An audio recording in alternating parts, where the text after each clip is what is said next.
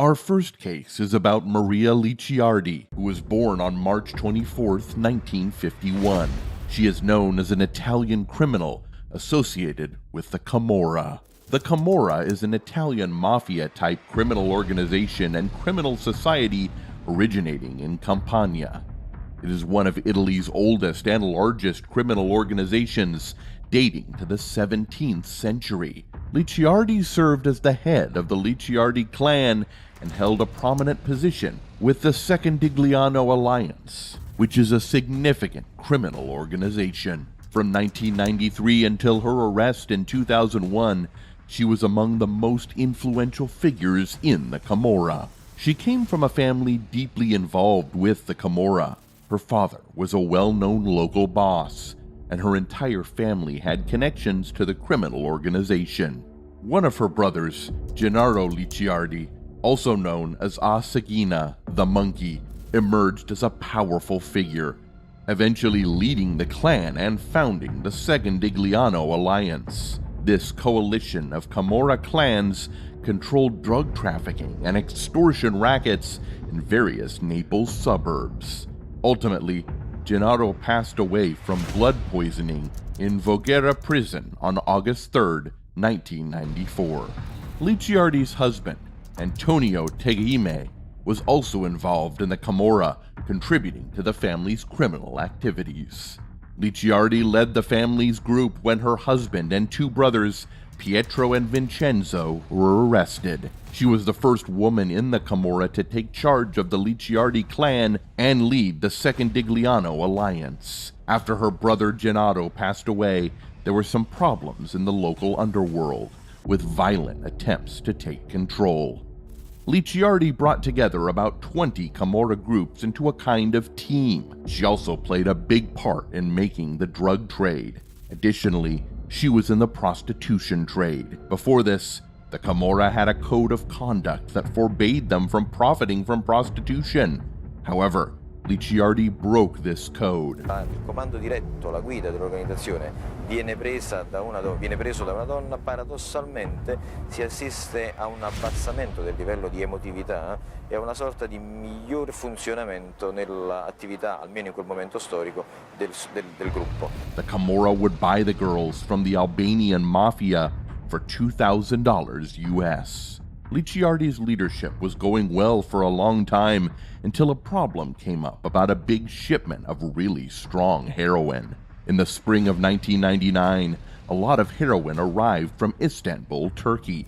Licciardi decided not to sell it because it was too strong and could be dangerous for regular users, possibly causing their deaths. This decision was to protect the big group of drug users.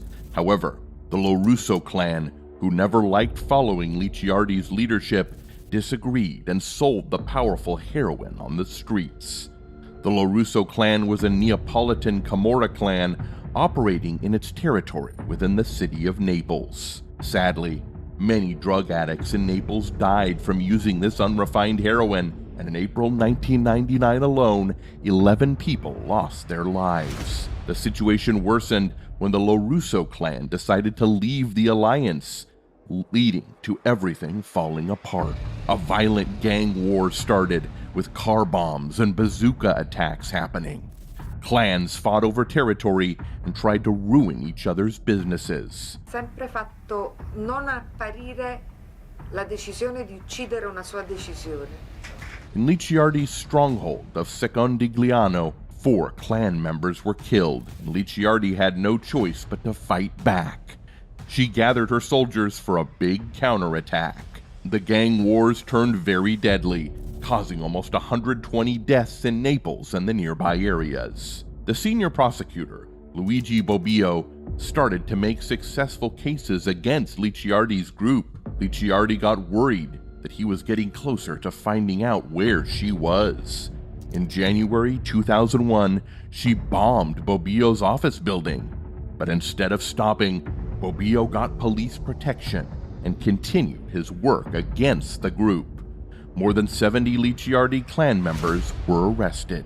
On June 14, 2001, Maria Licciardi got caught by the Naples police while she was traveling in a car with a married couple near Melito, close to Naples. She didn't resist the arrest and was later sentenced to prison. Later on, in 2009, Licciardi was released from prison after almost 8 years. However, her freedom didn't last long. On August 7, 2021, police arrested her again at Rome's Ciampino airport. Naples prosecutors accused her of running illegal activities as the head of the Licciardi Camorra clan while she was trying to go to Spain.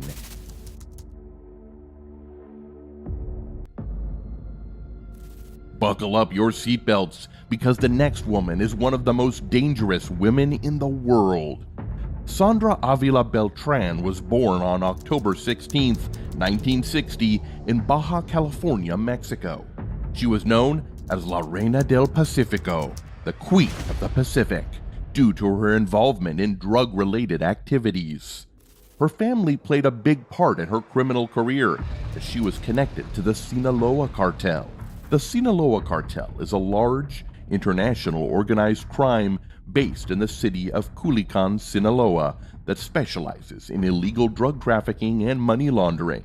She came from a family with a history of drug trafficking going back 3 generations. Mexican officials claimed that Avila Beltran was the niece of Miguel Angel Felix Gallardo, a significant figure in the Mexican drug trade who was serving a 40-year sentence for his role in the 1984 murder of a U.S. DEA agent named Enrique Camarena. Her great-uncle, Juan Jose Quintero Payan, faced drug trafficking charges in the United States. Avila Beltran did not hesitate to use violence, employing typical intimidation tactics associated with Mexican drug organizations in her activities. In her younger years, Sandra Avila Beltran reportedly had romantic relationships with several well-known drug leaders. She got married twice, both times to former police commanders who turned into drug traffickers. Unfortunately, both husbands met tragic ends, being killed by hired assassins. She also had a romantic relationship with Juan Diego Espinosa Ramirez, known as the Tiger. He was a significant figure in the Colombian Norte de Valle cartel. Avila Beltran resided in Guadalajara, Jalisco, and Hermosillo, Sonora. A major drug seizure by the U.S. Coast Guard. Today they unloaded 18,000 pounds of cocaine here in San Diego. Until the police discovered over 9 tons of cocaine on a ship in the Pacific port of Manzanillo, Colima in 2001. Authorities traced the shipment back to her and her partner Espinosa Ramirez. Despite leading a high-profile lifestyle, Beltran managed to avoid leaving any evidence for the police for a long time. In an unexpected turn of events in 2002, she reached out to authorities when her teenage son was kidnapped, with the kidnappers demanding a $5 million ransom. Although she successfully secured her son's release, she avoided any circumstances that raised suspicion about her. It took more than 4 years and the efforts of 30 federal agents to finally apprehend Avila and Espinosa Ramirez. They were arrested on September 28, 2007 in Mexico City. Avila faced charges related to money laundering for billions of dollars worth of drugs smuggled from Colombia to Mexico. On August 10, 2012, Avila Beltran was extradited to the United States and transported to Florida to face charges of cocaine possession and trafficking. Asked what she did for a living, she described herself as a homemaker. ¿A qué te dedicas? Al hogar y al comercio. After a short pause, she added, "I'm also a businesswoman." Despite denying the accusations, she entered a plea deal, admitting to providing financial assistance for travel, lodging, and other expenses to Espinosa from 2002 to 2004. On April 23, 2013, Avila Beltran pleaded guilty to the crime of drug trafficking, and on July 25th, she received a 70-month federal prison sentence. Later on, Avila Beltran was released from the U.S. Bureau of Prisons on July 30th and transferred to ICE custody. Upon processing, she faced administrative deportation to Mexico as an aggravated felon. Upon her return to Mexico on August 20th, 2013, She was promptly arrested on money laundering charges, resulting in a 5-year prison sentence and a fine. She served her sentence at the Federal Social Readaptation Center No. 4 in Tepic, Nayarit.